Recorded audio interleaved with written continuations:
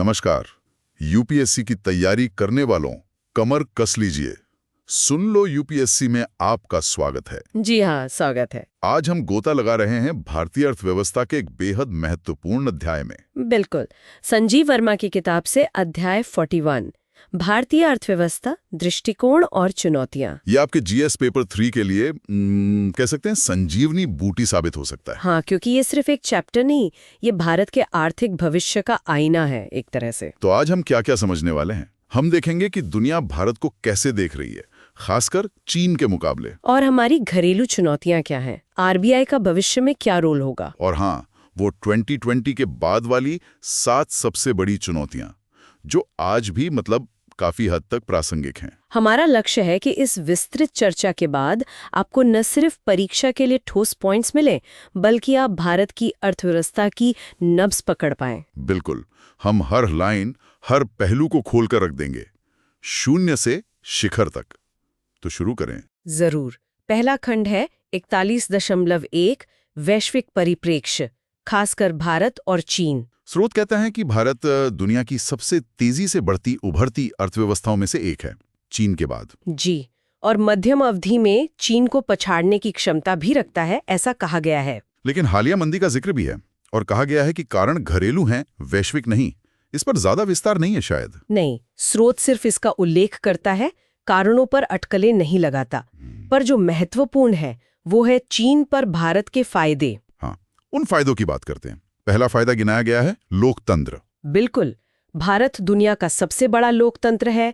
यहाँ चुनी हुई सरकार है, एक सहभागी और सामूहिक विवेक काम करता है। लेकिन फैसले धीमे होते हैं, ये भी तो एक बात है ना। हाँ, ये सच है कि प्रक्रिया धीमी हो सकती है, पर सहमति संचालित होने के कारण जो प्रगति होती है वो ज्यादा टिकाऊ होती है। ये इसका एक सकारात्मक पहलू है। अच्छा, दूसरा फायदा? हमारी युवा आबादी, डेमोग्राफिक डिविडेंड जिसे कहते हैं। वैश्विक कार्यबल में भारत का योगदान बढ़ रहा है। लेकिन क्या ये आबादी स्किल्ड है? ये सवाल तो उठता है। बिल्कुल उठता है, और ये एक बड़ी चुनौती भी है जिस पर हम आगे बात करेंगे, पर क्षमता तो है। तीसरा फायदा, अंग्रेजी बोलने वाले लोग। हाँ, अमेरिका के बाहर सबसे बड़ा अंग्रेजी बोलने वाला कार्यबल भारत में है, और ये हमारे सेवा क्षेत्र, आईटी, बीपीओ, इनके लिए बहुत बड़ा वरदान साबित हुआ है। सही बात है। और चौथा पॉइंट तो बहुत दिलचस्प है, इंजीनियर्स। जी हाँ, स्रोत कहता है कि भारत सालाना लगभग 6 लाख इंजीनियर पैदा करता है। 6 लाख। 6 लाख? ये तो बहुत बड़ा नंबर है। बहुत बड़ा। इसमें आईआईटीज का जिक्र है और कहा गया है कि इनमें से करीब 25% विश्व स्तरीय है, यानी लगभग 1.5 लाख। 1.5 लाख विश्व स्तरीय इंजीनियर हर साल। ये तो वैश्विक मानकों से भी प्रभावशाली है। निश्चित रूप से ये इनोवेशन और तकनीकी विकास के लिए एक मजबूत आधार देता है। अच्छा, अब आते हैं आर्थिक नीतियों पर। पांचवा फायदा। यहाँ कहा गया है कि भारत की विनिमय दर ज्यादा बाजार निर्धारित, मार्केट डिटरमिन्ड है। पूंजी खाता भी काफी हद तक खिला हुआ है। और चालू खाता परिवर्तनीयता में तो हम चीन से आगे हैं। इनको थोड़ा सरल शब्दों में समझाएंगे? देखिए, बाजार निर्धारित विनिमय दर का मतलब है कि रुपए की कीमत काफी हद तक मांग और आपूर्ति से तय होती है। सरकारी हस्तक्षेप कम होता है। खुली पूंजी खाता मतलब विदेशी निवेश का आना जाना आसान है, हालांकि पूरी तरह खुला नहीं है। और चालू खाता परिवर्तनीयता मतलब व्यापार और सेवाओं के लिए विदेशी मुद्रा का लेन देन आसान है। इन मामलों में हमारी नीतियां चीन से ज्यादा उदार हैं। ठीक है, समझ गया। छठा फायदा हमारा वित्तीय क्षेत्र। हाँ, इसे ज्यादा उदार और पारदर्शी बताया गया है। लेखांकन मानक बेहतर है, आय पहचान और संपत्ति वर्गीकरण के नियम मानकीकृत हैं। और बैंकों का पूंजी स्तर भी अंतर्राष्ट्रीय मानकों से ऊंचा है। बेसल II समझौते का जिक्र है। जी, बेसल आई समझौता, दोबारा कहती हूँ, बेसल II। भारतीय बैंक इसे लागू करने वाले पहले उभरते देशों में से थे। ये बैंकों की जोखिम प्रबंधन क्षमता और पूंजी पर्याप्तता को बेहतर बनाने के नियम हैं। यानी हमारा बैंकिंग सिस्टम ज्यादा मजबूत और स्थिर माना जा सकता है। हाँ, इन मानकों के हिसाब से तो यही लगता है। और सातवां फायदा है अभिव्यक्ति की स्वतंत्रता। Freedom of speech, free media. इसका अर्थव्यवस्था से क्या लेने देना? बहुत गहरा लेना देना है।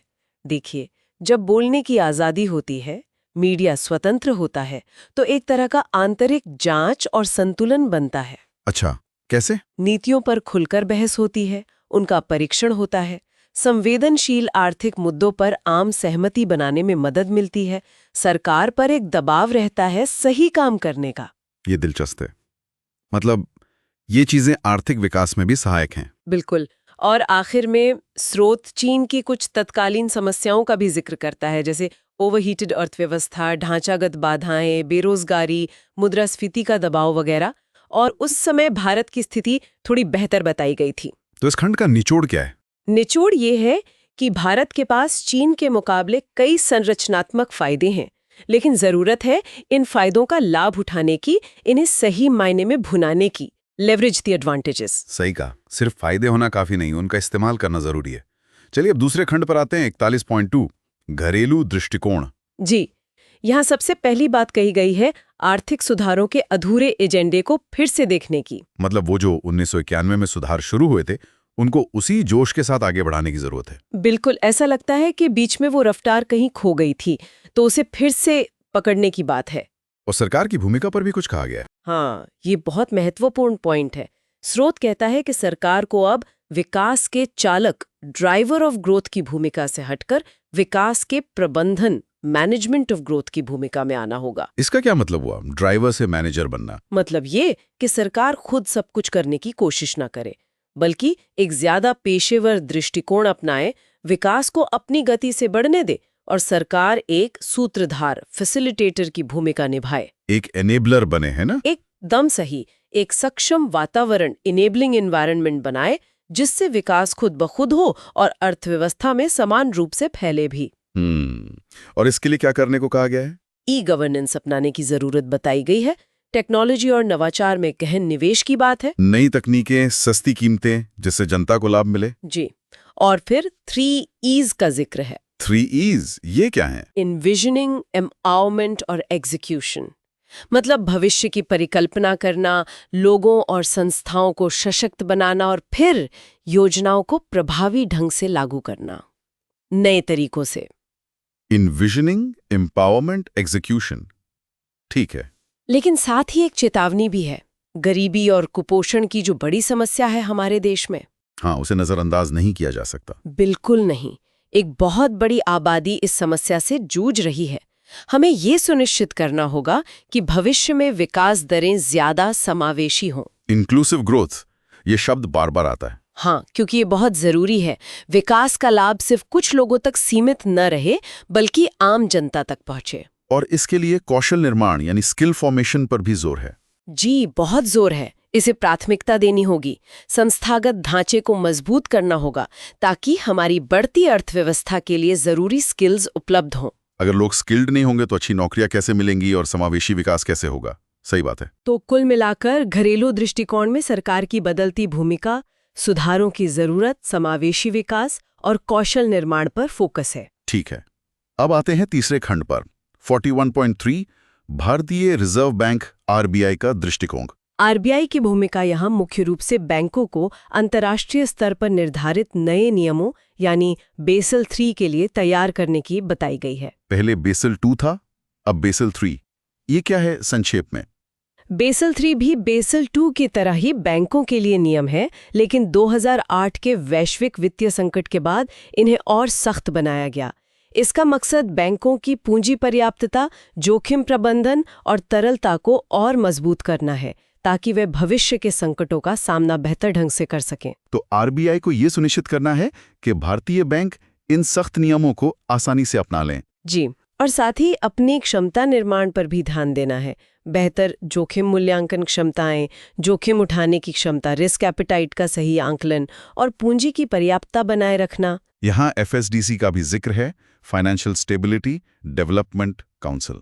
दोबारा सुनिए, FSDC। हाँ, FSDC की स्थापना वित्तीय स्थिरता बनाए रखने, विभिन्न नियामकों के बीच समन्वय बढ़ाने, वित्तीय साक्षरता और वित्तीय समावेशन को बढ़ावा देने के लिए की गई थी। और इसमें RBI की भूमिका? स्रोत कहता है कि FSDC अभी शुरुआती चरण में है और इसमें RBI की प्रमुख भूमिका है, बेशक अन्य नियामकों के इनपुट के साथ। लेकिन RBI को क्या करना चाहिए FSDC के भीतर? उसे अत्यधिक विनियमन से बचना चाहिए, बल्कि इसे एक ऐसा मंच बनना चाहिए जो घरेलू निगरानी तंत्र को मजबूत करे और वैश्विक वित्तीय विकासों की जानकारी सभी नियामकों तक पहुंचाए। एक सुपर रेगुलेटर बनने का खतरा भी बताया गया है। हाँ, और इस पर जोर दिया गया है कि एफएसडीसी को सुपर रेगुलेटर नहीं बनना चाहिए और न ही किसी और को बनने देना चाहिए। क्यों? क्या दिक्कत है सुपर रेगुलेटर से? दिक्कत ये है कि अगर एक ही संस्था सुपर रेगुलेटर बन जाएगी तो बाकी नियामक जैसे सेबी, आईआरडीए, आईडीए, पीएफआरडीए ये सब अर्थहीन और अप्रभावी हो जाएंगे। उनका अपना महत्व खत्म हो जाएगा। जैसे किसी समिति में अगर अध्यक्ष ही सारे फैसले लेने लगे तो बाकी सदस्यों का क्या काम? बिल्कुल सही एनालॉजी है। ये टीम वर्क को खत्म कर देगा। अच्छा, आरबीआई के जवाबदेही के बारे में क्या कहा गया है? कहा गया है कि क्रेडिट का संकुचन या विस्तार तो आरबीआई के दायरे में आता है, लेकिन अगर क्रेडिट संकुचन की वजह से औद्योगिक विकास में मंदी आती है तो उसके लिए सीधे तौर पर आरबीआई को जवाबदेह नहीं ठहराया जा सकता। एफएसडीसी को इस इंटरफेस को ठीक से मैनेज करने में मदद करनी चाहिए। और आरबीआई के लिए कुछ और महत्वपूर्ण निर्णय लेने वाले क्षेत्र? हाँ, विनिमय दर का प्रबंधन, एक्सचेंज रेट मैनेजमेंट, कब और कितना हस्तक्षेप करना है, और पूंजी के प्रवाह, कैपिटल फ्लोज का प्रबंधन, ये बहुत महत्वपूर्ण काम है। और यहीं पर आती है वो सबसे बड़ी चुनौती जिसका जिक्र है, असंभव त्रिमूर्ति, इम्पॉसिबल ट्रिनिटी। हाँ जी हाँ, असंभव त्रिमूर्ति, इम्पॉसिबल ट्रिनिटी, ये अर्थशास्त्र का एक जाना माना सिद्धांत है। क्या है ये सिद्धांत आसान शब्दों में? ये कहता है कि कोई भी देश एक ही समय में 3 चीजें पूरी तरह हासिल नहीं कर सकता: स्थिर विनिमय दर, फिक्स्ड एक्सचेंज रेट, स्वतंत्र मौद्रिक नीति, इंडिपेंडेंट मॉनेटरी पॉलिसी, और पूंजी का मुक्त प्रवाह, फ्री कैपिटल मूवमेंट। तीनों एक साथ नहीं हो सकते। नहीं, आपको इनमें से किन्हीं 2 को चुनना पड़ता है और तीसरे पर समझौता करना पड़ता है। कोई उदाहरण? मान लीजिए आप चाहते हैं कि आपकी मुद्रा का मूल्य डॉलर के मुकाबले स्थिर रहे, स्थिर विनिमय दर, और विदेशी निवेश भी आसानी से आए जाए, पूंजी का मुक्त प्रवाह, तो फिर आपको अपनी ब्याज दरें अमेरिका की ब्याज दरों के हिसाब से रखनी पड़ेंगी, यानी आपकी अपनी स्वतंत्र मौद्रिक नीति नहीं रह पाएगी। अच्छा, और अगर आप स्वतंत्र मौद्रिक नीति रखना चाहते हैं और पूंजी का प्रभाव भी चाहते हैं, तो फिर आपको विनिमय दर को बाजार के हवाले छोड़ना पड़ेगा, वो स्थिर नहीं रह पाएगी। समझ गया। तो आरबीआई को हमेशा इन तीनों के बीच संतुलन साधना होता है और ये चुनना होता है कि किस पर ज्यादा ध्यान देना है। बिल्कुल, और यही भविष्य में आरबीआई के लिए सबसे बड़ी चुनौती होगी, ऐसा स्रोत का मानना है। तो इस खंड का समग्र दृष्टिकोण क्या निकलता है? दृष्टिकोण ये है कि भारतीय अर्थव्यवस्था का भविष्य उज्जवल दिख तो रहा है, लेकिन हमें अपने फायदों को पहले अवसरों में बदलना होगा और फिर उन अवसरों को भुनाना होगा। इसमें सरकार और आरबीआई दोनों पर बहुत बड़ी जिम्मेदारी है। बिल्कुल। अब आते हैं शायद सबसे अहम हिस्से पर, खंड 41.4, भारतीय दृष्टिकोण, आगे की चुनौतियां। जी, और पहली चुनौती तो वही है जिसका हमने अभी जिक्र किया, अपने फायदों को अवसरों में बदलना और फिर उन्हें निवेश, उत्पादन, आय में परिवर्तित करना। ये कहने में आसान है, करने में मुश्किल। सही बात है। और दूसरी चुनौती? दूसरी चुनौती है वैश्विक अनिश्चितताएं। दुनिया आपस में इतनी जुड़ी हुई है कि कहीं कुछ होता है तो उसका असर हम पर भी पड़ता है। क्या क्या अनिश्चितताएं गिनाई गई हैं? कई सारी, जैसे 2008 के संकट के बाद बड़ी अर्थव्यवस्थाओं की रिकवरी कैसी रहेगी? क्या दोहरी मंदी का खतरा है? डबल डिप्रेसेशन मतलब अर्थव्यवस्था मंदी से बाहर निकलने लगे और फिर दोबारा मंदी में चली जाए, एक वी शेप रिकवरी की जगह डब्ल्यू शेप बन जाए। ओके, और? यूरो और यूरोजोन का निश्चित भविष्य। छोटी अर्थव्यवस्थाएं भी वैश्विक अर्थव्यवस्था को अस्थिर कर सकती हैं। बड़ी अर्थव्यवस्थाओं का बढ़ता संप्रभु ऋण, सॉवरेन डेट यानी सरकार का कर्ज। हाँ, सरकारों पर बढ़ता हुआ कर्ज। और ये सवाल कि क्या डॉलर के अलावा कोई और अंतर्राष्ट्रीय आरक्षित मुद्रा, इंटरनेशनल रिजर्व करेंसी बन सकती है? इन सब का भारत जैसे देशों पर क्या असर पड़ेगा? असर ये होगा कि अगर विकसित देश धीरे बढ़ेंगे तो भारत और चीन जैसे देशों पर वैश्विक उत्पादन, ग्लोबल आउटपुट बढ़ाने का दबाव आएगा। यहाँ एक दिलचस्प सवाल उठाया गया है। वैश्विक शक्ति का अक्ष उभरती अर्थव्यवस्थाओं की ओर खिसक रहा है, तो क्या ये देश दुनिया को पुल्ड हैं या उन्हें पुष्ट किया जा रहा है? हाँ, ये बहुत अच्छा सवाल है। स्रोत का तर्क है कि शायद वैश्विक संकट इन देशों को आगे धकेल रहा है। ऐसा इसलिए नहीं हो रहा कि इन उभरती अर्थव्यवस्थाओं ने कोई बहुत नाटकीय सुधार कर लिए हैं। मतलब हमारी अपनी खूबियों से ज्यादा दूसरों की मजबूरियां हमें आगे बढ़ा रही हैं। कुछ हद तक स्रोत इशारा करता है कि जैसे आर्थिक सुधारों पर एक तरह का विराम लग गया था, वो इस बात का सबूत है कि हम खुद होकर उतना नहीं बदल रहे थे। तो फिर सवाल ये है कि क्या भारत इस संरचनात्मक बदलाव के लिए वाकई तैयार है? यही सबसे बड़ा प्रश्न है और इसी से जुड़ी है पूंजी प्रवाह, कैपिटल इनफ्लोज की चुनौती। विदेशी निवेश आना तो अच्छा माना जाता था, है ना? हाँ, आमतौर पर अच्छा होता है, लेकिन स्रोत कहता है कि हाल के वर्षों में जो अचानक उछाल आया था वो अस्थिर करने वाला था। इसे मुद्रा युद्ध से भी जोड़ा गया। और इसका कारण क्या बताया गया? अमेरिका द्वारा क्वांटिटेटिव ईजिंग, QE। जी, क्वांटिटेटिव ईजिंग यानी QE। इसका मतलब है जब किसी देश का सेंट्रल बैंक अर्थव्यवस्था में पैसा डालने के लिए बड़े पैमाने पर सरकारी बॉन्ड वगैरह खरीदता है। अमेरिका ने ऐसा किया तो वहां ब्याज दरें बहुत कम हो गई। तो पैसा वहां से निकलकर भारत जैसे देशों में आने लगा जहां बेहतर रिटर्न मिल रहा था। बिल्कुल, स्रोत इसे कहता है वैकल्पिक खिड़की की अनुपस्थिति। मतलब निवेशकों के पास और कोई अच्छा विकल्प नहीं था, इसलिए पैसा यहां आ रहा था, न कि हमारी किसी खास खूबी की वजह से। लेकिन इस आते हुए पैसे से क्या खतरा है? खतरा है कि ये पैसा सही जगह निवेश होने के बजाय real estate, commodity, stock market में जा सकता है। इससे इन चीजों के दाम बहुत तेजी से बढ़ सकते हैं, जिसे एसेट बबल्स कहते हैं। जैसे 2000 का .com बबल या 2008 का हाउसिंग बबल? बिल्कुल वैसे ही। और ये बबल तब फटते हैं जब आप सबसे कम तैयार होते हैं। तो चुनौती ये है कि जब ये पैसा वापस जाने लगे, आउटफ्लोज, या ये एसेट बबल फटे, तो उसे कैसे संभाला जाए? जी, ये एक बहुत बड़ी चुनौती है। फिर एक और चुनौती है वैश्विक अर्थव्यवस्था में हमारी बढ़ी हुई पैठ। हम अब दुनिया को ज्यादा सामान और सेवाएं बेचते हैं, निर्यात। तो इसमें क्या चुनौती है? ये तो अच्छी बात है। बात अच्छी है, लेकिन सवाल है कि क्या हम वाकई प्रतिस्पर्धी हैं? क्या हमारे उत्पाद और सेवाएं दुनिया में मुकाबला कर सकती हैं? स्रोत का कहना है कि हम मूल्य श्रृंखला, वैल्यू चेन में ऊपर जाने के महत्व को कम समझते हैं और विनिमय दर पर ज्यादा ध्यान देते हैं। ये वैल्यू चेन क्या है?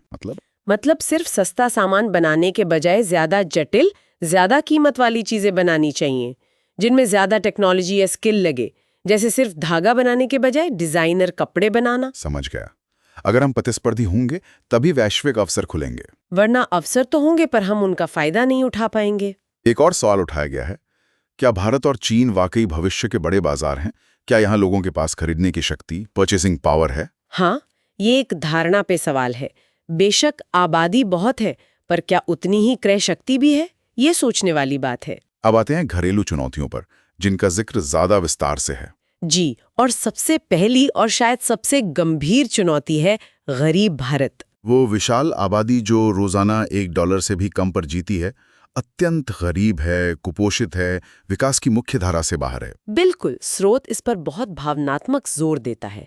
ये संख्या इतनी बड़ी है कि कई देशों की कुल आबादी से भी ज्यादा है। चुनौती है कि इस विशाल आबादी को मुख्य धारा में कैसे लाया जाए। और यहीं पर फिर से समावेशी विकास, इंक्लूसिव ग्रोथ की बात आती है। हाँ, जो 11वीं और 12वीं पंचवर्षीय योजनाओं का मुख्य फोकस भी था। चुनौती सिर्फ विकास दर बढ़ाना नहीं, बल्कि ये भी सुनिश्चित करना है कि विकास समान रूप से फैले और जनता को लाभ मिले। बार बार दोहराना जरूरी है, इंक्लूसिव ग्रोथ। तीसरी घरेलू चुनौती स्थिर कृषि। सवाल यह है कि क्या हमारी कृषि बढ़ती आय वाली अर्थव्यवस्था की जरूरतों जैसे विविध खानपान की मांग को पूरा करने में सक्षम है? लगता तो नहीं है। चौथी चुनौती ग्रामीण भारत।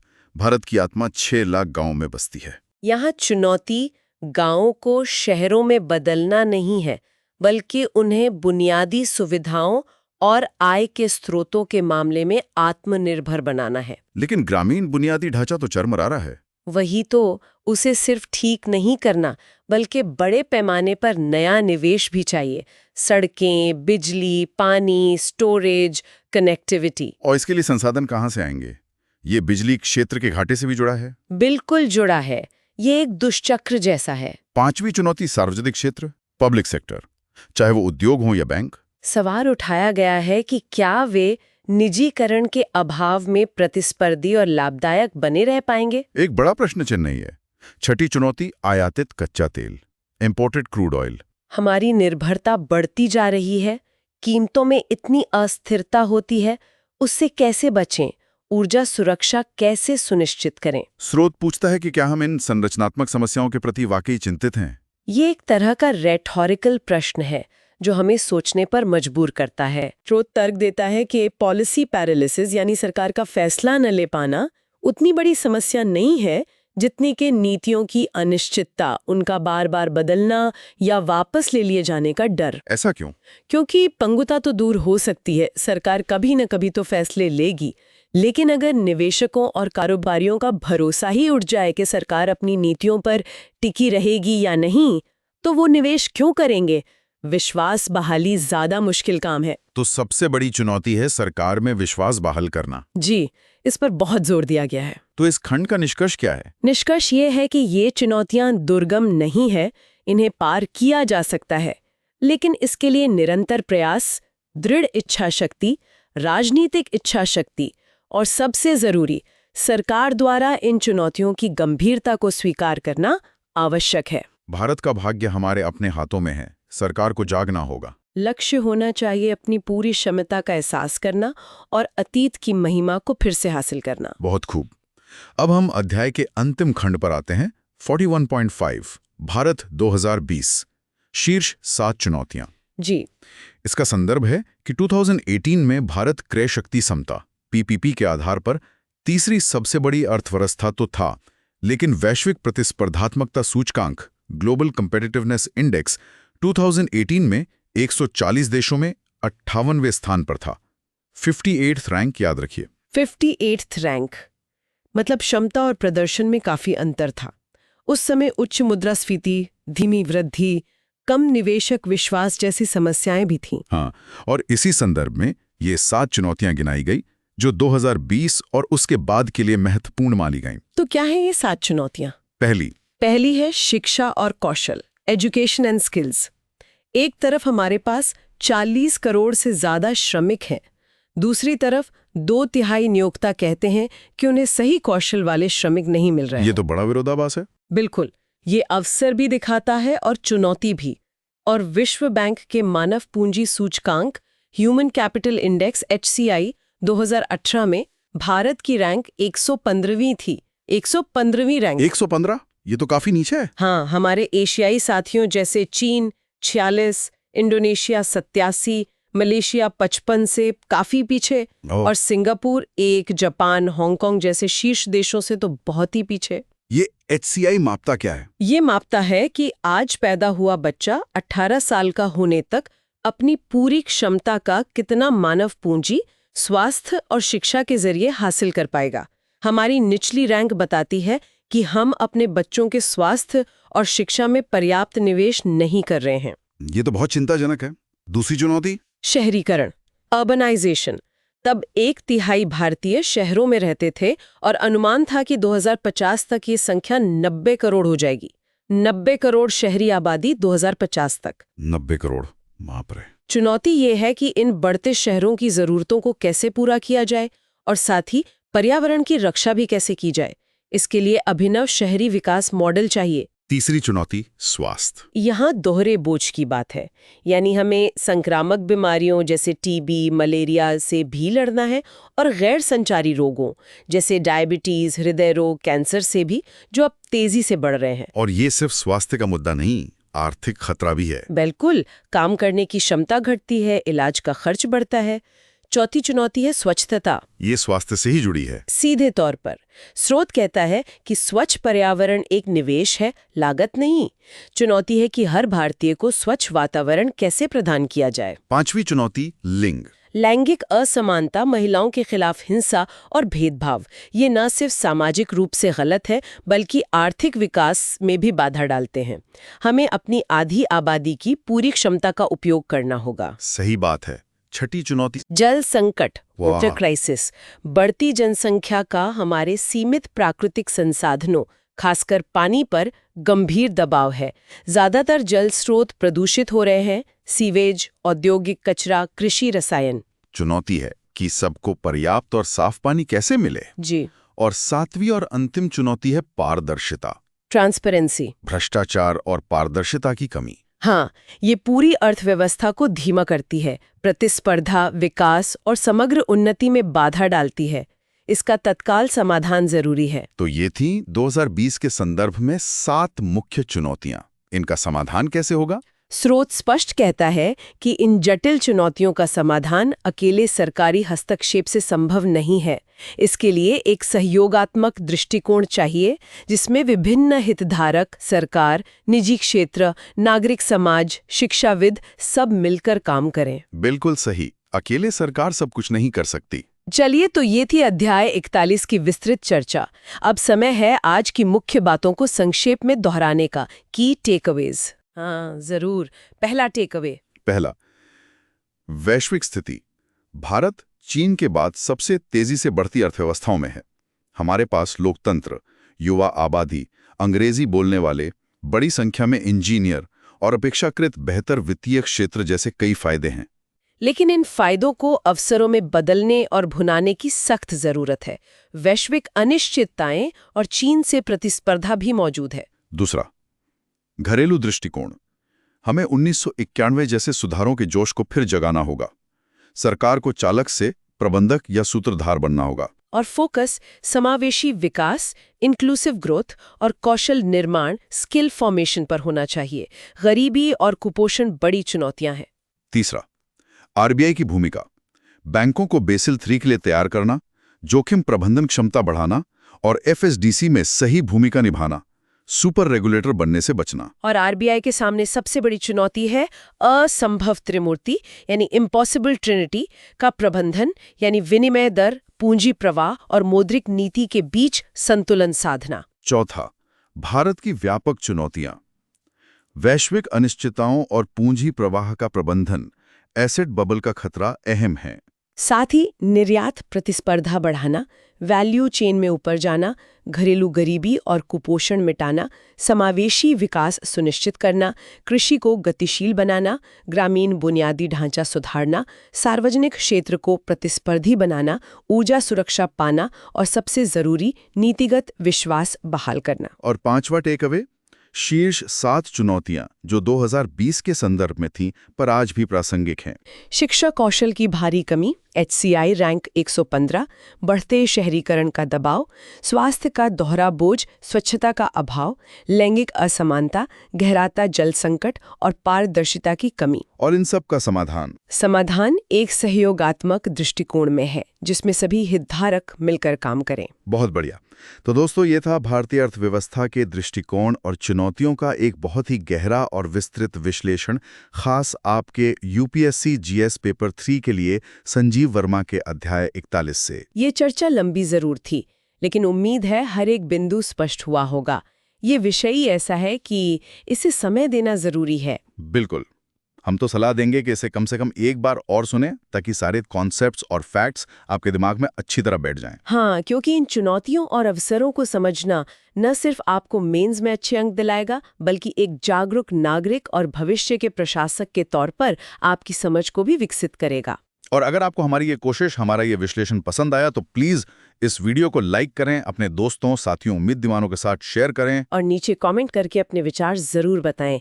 आपकी फीडबैक से हमें बहुत मदद मिलती है। और हाँ, सबसे जरूरी बात, सनलो यूपीएससी यूट्यूब चैनल को सब्सक्राइब करना बिल्कुल ना भूलें और वो घंटी वाला आइकॉन भी दबा दें ताकि आप कोई भी एपिसोड मिस ना करें। बिल्कुल। और अंत में हमेशा की तरह एक सवाल आपके सोचने के लिए छोड़ जाते हैं। सवाल ये है, क्या भारत अपनी इन अपार संभावनाओं को, अपने इन फायदों को हकीकत में बदल पाएगा, या ये जो इतनी सारी चुनौतियां हमने गिनी वो हमें उलझाए रखेंगी? क्या हम सिर्फ इतिहास के पन्नों में एक गौरवशाली अध्याय बनकर रह जाएंगे, या हम वाकई एक नया स्वर्णिम इतिहास रचेंगे? फैसला हमारे सामूहिक प्रयासों, हमारी इच्छा शक्ति और हमारे निर्णयों पर निर्भर करता है। इसी विचार के साथ आज के लिए इजाजत चाहेंगे। अगली बार फिर मिलेंगे एक और महत्वपूर्ण विषय पर गहरी चर्चा के साथ। तब तक पढ़ते रहिए और अपना ध्यान रखिए। धन्यवाद। धन्यवाद।